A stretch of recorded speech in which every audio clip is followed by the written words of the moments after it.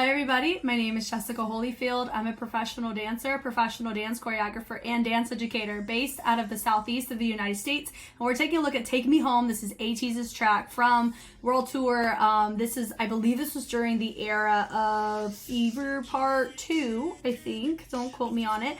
And I'm taking a look at the B-side. So technically I've already completed, I do K-pop marathons a lot of times with groups that are that Gen 4 kind of era. And so it's been really fun for me to be able to take a look at Ateez from their debut, pre-debut actually, all the way until at the time they just released Crazy Form at the time of me recording this video, if that tells you how long it's been since I've made this video, to it getting released to YouTube.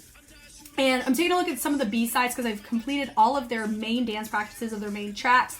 And I'm not going in any order at all. I'm just trying to get a reference on what era these particular ones come from, and then I kind of know what tracks they were debuting or doing at that time. But also this was in 2022, so this is definitely on the newer side. So their execution should be on par with during that Gorilla era, and you know, a lot of from Gorilla on, I really feel like Deja Vu too, like they really start to refine their craft a lot more. So I am expecting this to be somewhat a little bit cleaner than some of their older B-sides that I've seen. So without further ado, we're gonna go ahead and check it out.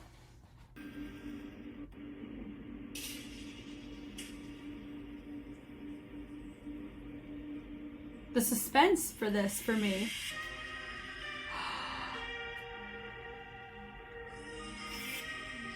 Whoa.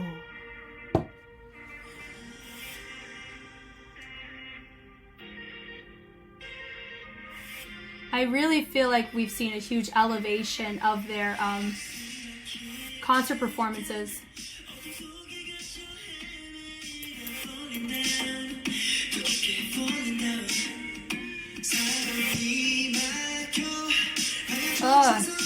These type of reveals remind me of Kinja's, but in like the best way possible. I love it. So what Kinja's did on World Dance. And the vibe of competition. Love the reflection on the back. Wow.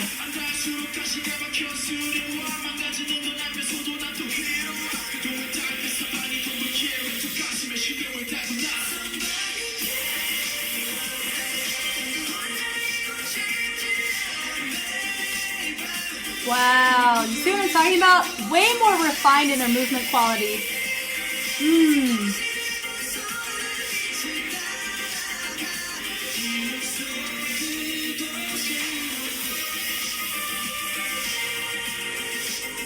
Yeah! I love me a killer proper wave.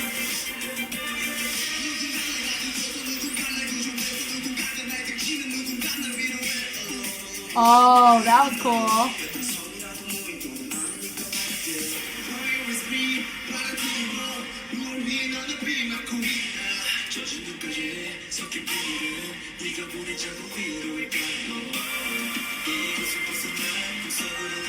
I love the visual. Woo!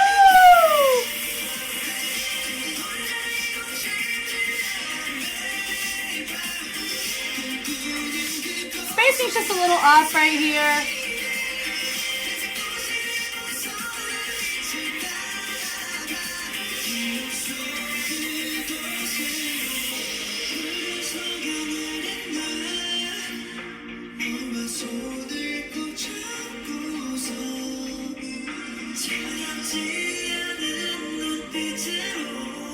Wow.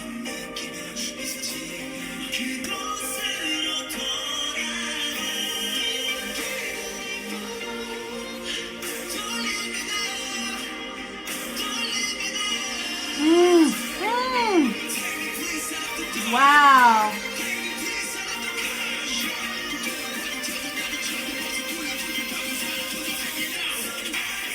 Yeah.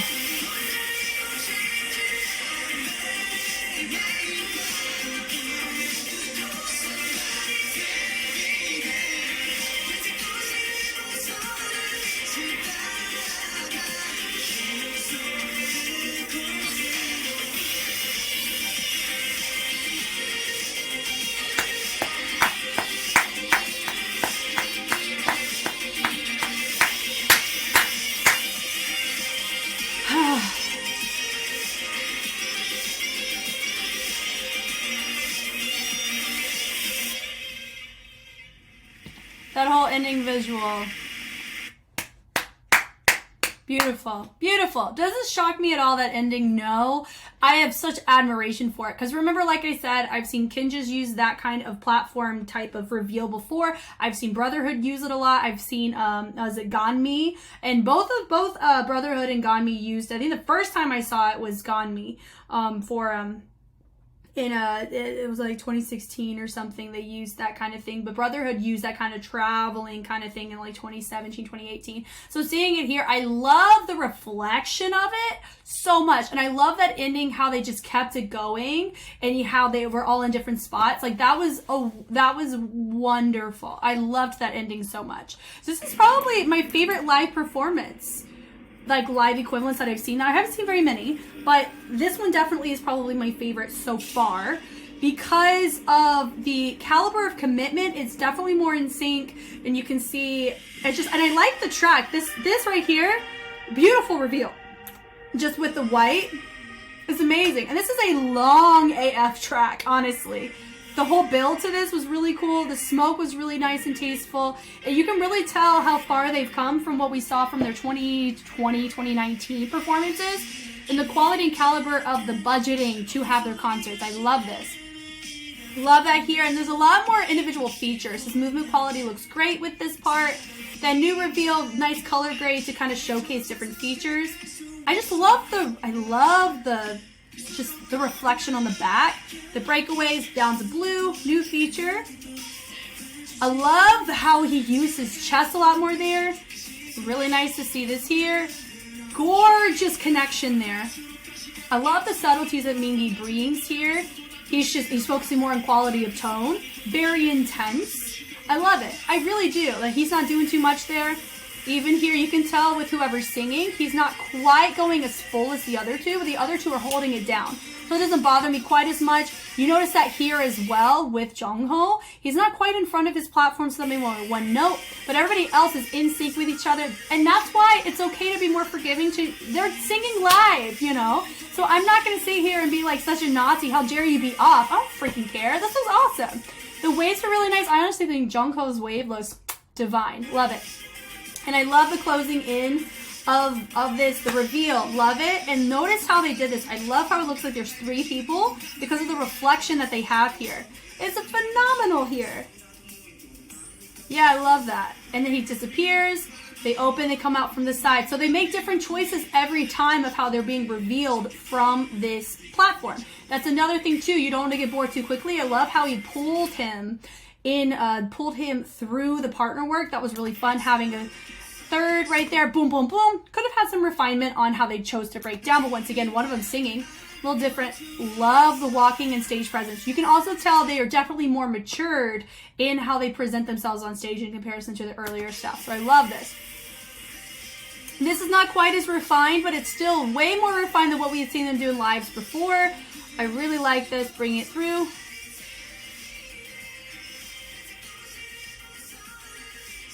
Honestly, the choreography matches very well to this type of track. It's just, I really like the concepts a lot. Reveal right here. And then walks through. They have a moment. Walk across from each other.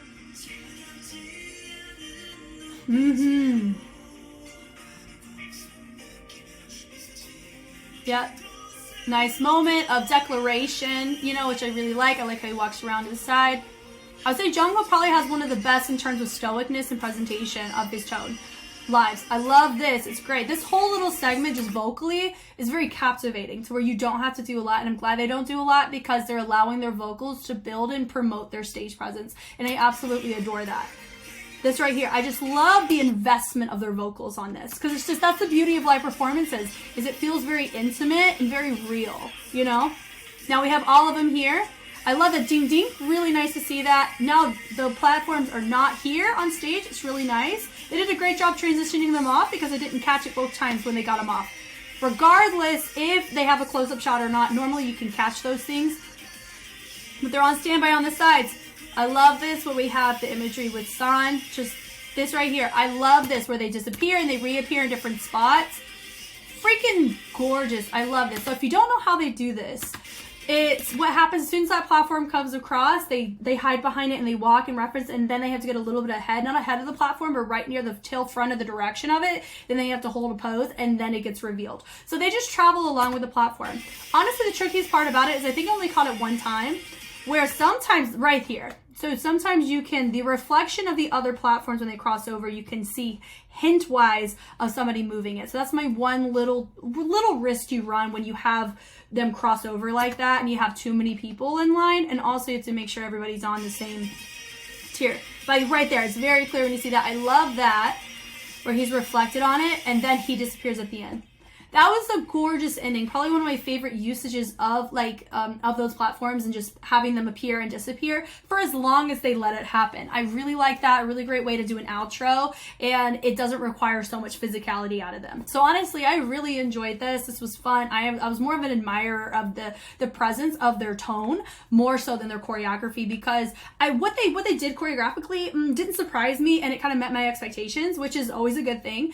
You always want to kind of be around with the era. That's why I do the marathon, so I can really kind of get a gauge on where they were as a group within a given era. So here, 2022, I was expecting them to be cleaner. They were, regardless of when the track came out. It's still very enjoyable, and I like this one a lot. Thank you guys so much for watching. I hope I was helpful in some way. If you want to see me tackle a marathon like Ateez but with another group in real time, Patreon is where it's at. Every month I try to do a marathon of a group in particular. It can be a group that's active, and that's the ones I've been doing so far. But a lot of times I really want to tackle some older ones, maybe some Gen 2s, for the sake of my fan heart really rests in the Gen 2 groups. So I think it would be really fun for one day for me to be able to tackle that. And maybe by the time this video comes out on YouTube, I may have done that. So we will see.